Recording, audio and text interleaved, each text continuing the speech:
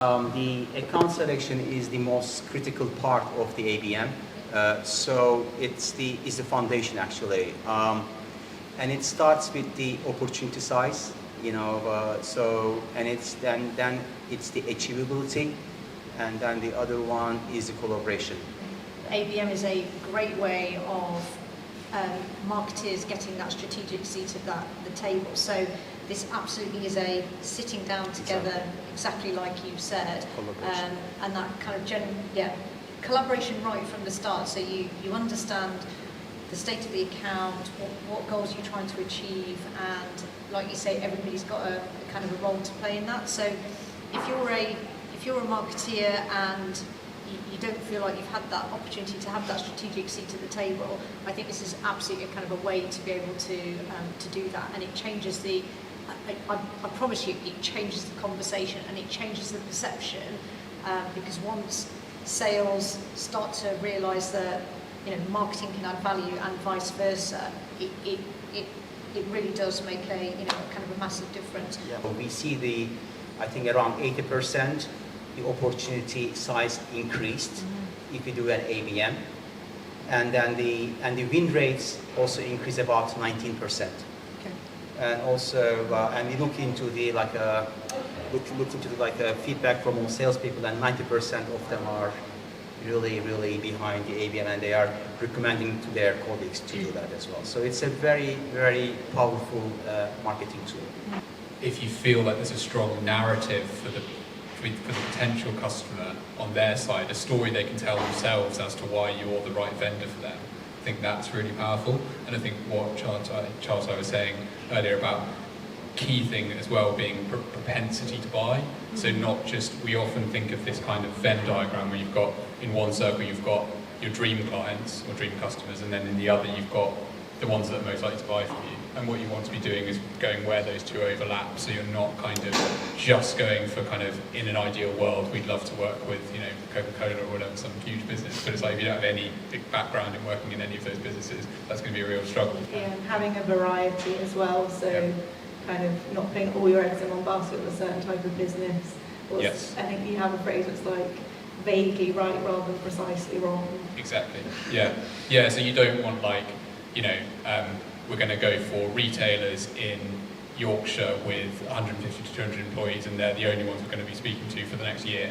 That's like, because it's like, if you've got that, and if you've got that wrong, you're opening yourself up to just total failure. Whereas if you say, well, let's go for 3 sectors, let's go for a bit of a range in size, and then you can then hone it over time. I was all for going in big and doing full kind of programs, and actually I quickly learned that I hadn't quite got the internal alignment there. So everybody on the surface said that it seemed like a good idea, but the reality was they didn't actually know how to kind of go about doing this, and I was the only one who had ever done this. So my learning here was to, rather than go for this big full ABM program that I'd got in my mind that would be amazing, I down-dialed it massively. So we just went real small. I got one person who was a big advocate of ABM from a sales perspective, and we worked on a pilot account, and we basically did a pilot, proved it out in terms of that proof of concept to show almost the rest of the organisation how this could work. Yeah. And then that built the momentum, and that helped educate the rest of the organisation. There's a lot of different tactics or channels that you could use. I would probably say, sort of based on the work that we do at Castler, it's good to have a multifaceted approach where you might do some content co-creation with your potential customers. So that could look like a joint blog post that you both post on your website, or it could be inviting a potential customer onto your podcast, having a conversation with them, and then creating short video clips that you can then post on your LinkedIn. Maybe then the person that you spoke to will share it on their profile and their sort of company page on LinkedIn, or the CEO might share it, and it kind of starts to build a bit of brand awareness and buzz with sort of engagement there. So I think that's one good thing to do. Events, like in-person events, I spoke a lot about that in the report, just how valuable in-person interactions are and sort of face-to-face, particularly after COVID and everything going online. I think there's this big sort of pendulum swing back to kind of inhuman interactions. I would say account-targeted ads on LinkedIn, where you can kind of really tailor the ads to a specific person or persona at a business. That's really impactful as well. So I guess what I'm getting at is like having lots of different things going on. I kind of always imagine it like a dice with lots of different edges in my head. And then always putting the customer first, always being really sort of thoughtful about what you're doing, and kind of putting something out there that's of value in the content that you're creating. So I think that's kind of it, putting the customer first and like creating something valuable. Also just highly personalised communication, so LinkedIn in-mails or letters in the post or emails if you already have their email address or it's publicly available. I think that's a good option too, but it needs to be really well researched and kind of sympathetic to that person or that company's pain points, so that you're not intrusive, you're not annoying, you're just kind of like, hi, we might be able to help you with this service, would you like to have a conversation? I think that's it. And just being really clear, obviously, on your ICP, your ideal customer profile, so that you're going after the right companies.